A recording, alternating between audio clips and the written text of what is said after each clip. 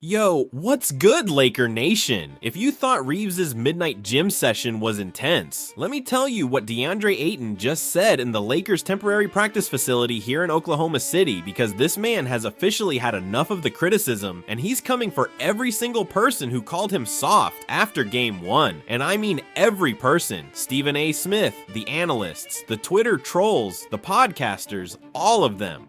Because Deandre Ayton just sat down in front of a camera with the energy of a man who was about to walk into a cage fight and delivered the most confrontational, most physically threatening, most I dare you to say it to my face interview I've ever heard from an NBA center.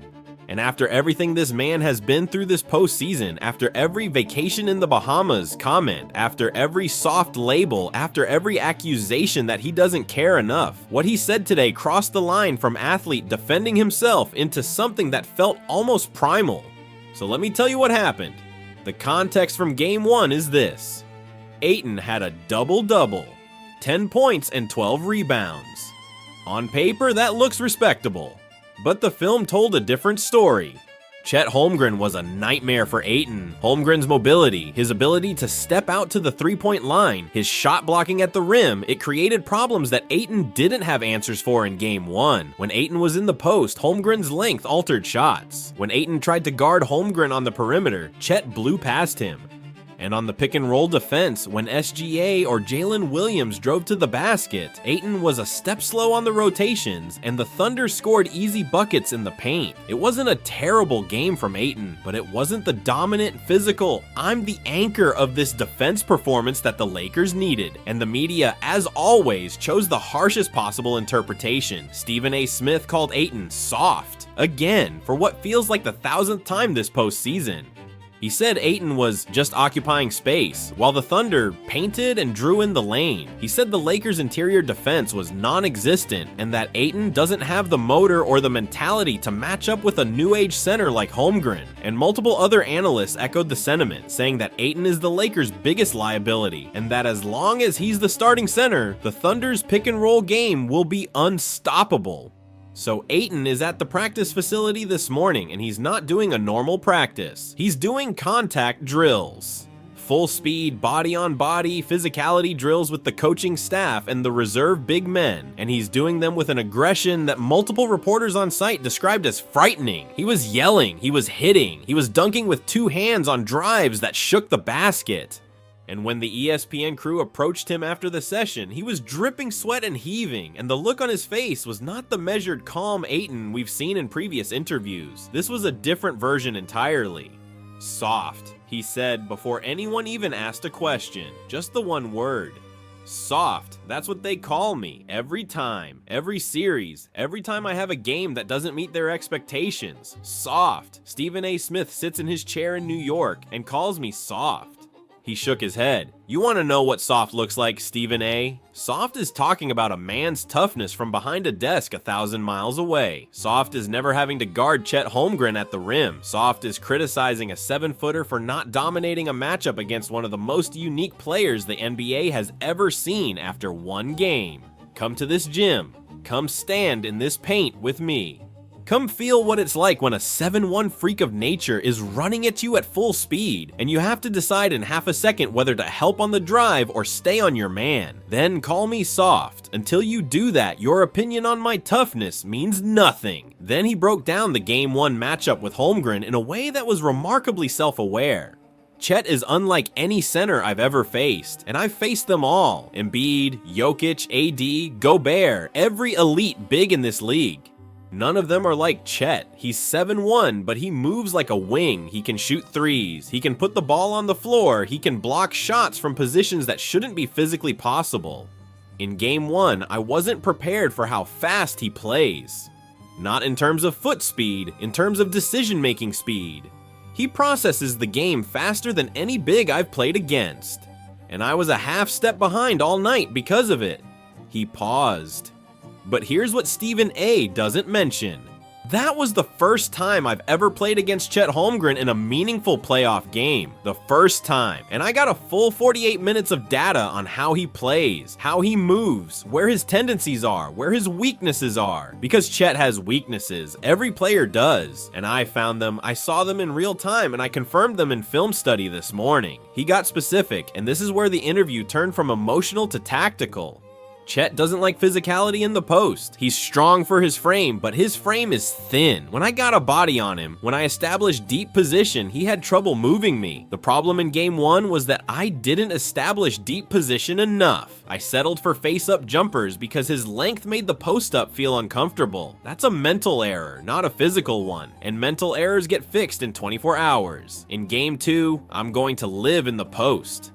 I'm going to put my body on Chet on every single possession and make him feel 250 pounds of Deandre Ayton grinding against him for 40 minutes. And by the fourth quarter, when his legs are tired from carrying that contact all game, we'll see who's soft. Then he addressed the paint defense directly. The Thunder scored in the paint way too easily last night. SGA was getting to the rim, J-Dub was finishing over me. Even the role players were comfortable attacking the basket.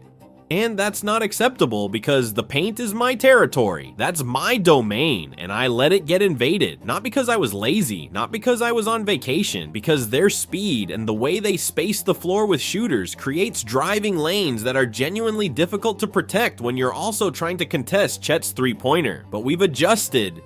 JJ Redick and I spent 2 hours on film this morning specifically addressing the paint protection, and the answer involves me playing UP instead of drop in certain pick and roll coverages. That's a technical adjustment that changes the geometry of the play, and when you change the geometry, you change the results. Then he delivered the emotional punch that made me stand up from my couch. He said, "I came to the Lakers for $8 million. $8 million.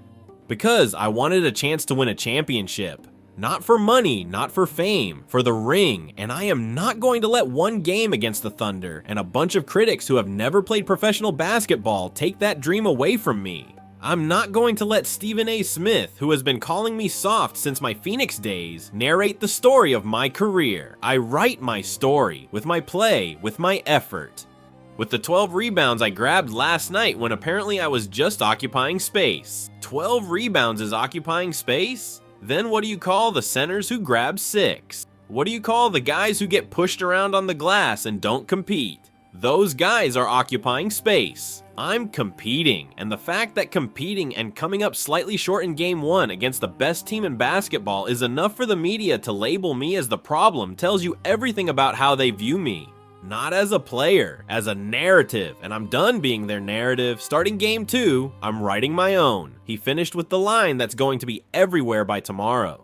Stephen A., you and the New York media love selling the Lakers as a broken team. You love the drama. You love predicting our demise. Well, predict this. In game 2, I'm going to dominate the paint in a way that makes Chet Holmgren look like a rookie. Not because Chet isn't great. He is great.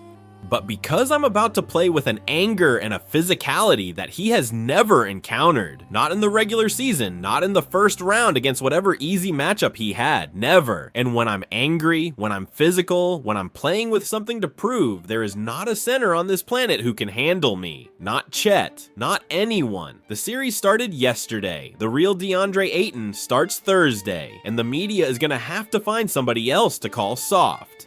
Because I'm about to shut those mouths permanently. He drained one final three-pointer, caught the ball on the bounce, and held it against his chest. To Laker Nation, I'm sorry about tonight. You deserve better than 3 for 16 from your guy. But I'm standing in this gym at midnight because I refuse to let that stat line be the story of this series. The story of this series is going to be about a team that got punched in the mouth in game 1 and punched back in game 2.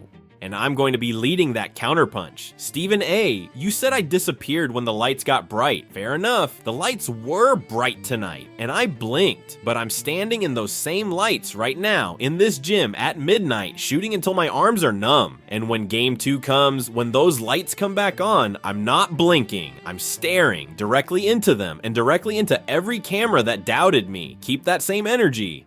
Because you're going to need something to talk about when I show up on Thursday. He turned and went back to shooting. The camera held on him for another 10 seconds. Just the sound of the ball hitting the floor, the swish of the net, the rhythm of a man putting in work when the world isn't watching. And that, Laker Nation, is why you should believe in Austin Reeves. Not because of what he says, because of what he does when nobody's supposed to be looking. The man is in an empty gym at midnight after the worst shooting night of his playoff career, and he's not hiding, he's not sleeping, he's working. That is the DNA of a champion, and one bad game doesn't change DNA. He walked out. The camera held on the empty treatment table for a moment, and I'm sitting here realizing that Stephen A. Smith may have just made the biggest mistake of his career by questioning Luka Doncic's injury. Because there are things you can say about an athlete that fuel them, and there are things you can say that create an enemy. Calling a man's injury fake, suggesting that a competitor is hiding from competition, questioning the integrity of a player who has never ducked a single moment in his life, that creates an enemy. And Luka Doncic as an enemy is the last thing any team in the NBA wants to face. 3 interviews, 3 messages, Reeves in the midnight gym promising to fix his shooting, Ayton on the practice court promising to dominate the paint, and Luka on the training table promising that when he returns, it will be with a vengeance that the Thunder have never seen. The Lakers lost game 1, but what I saw today, what I heard in those 3 interviews, what I felt from this team, tells me the series is far from over. Because defeated teams don't go to the gym at midnight. Defeated teams don't do contact drills the morning after a loss. Defeated teams don't send their injured star out to declare war on national television. This team is alive. This team is angry, and angry Lakers, historically, are the most dangerous version of Lakers. He walked off toward the showers without taking a single question, and I'm thinking that if Ayton plays game 2 with even half the intensity he showed in that interview, the Thunder are in for a very different experience in the paint. Game 2, Thursday. The Muralha is coming. Stay locked in.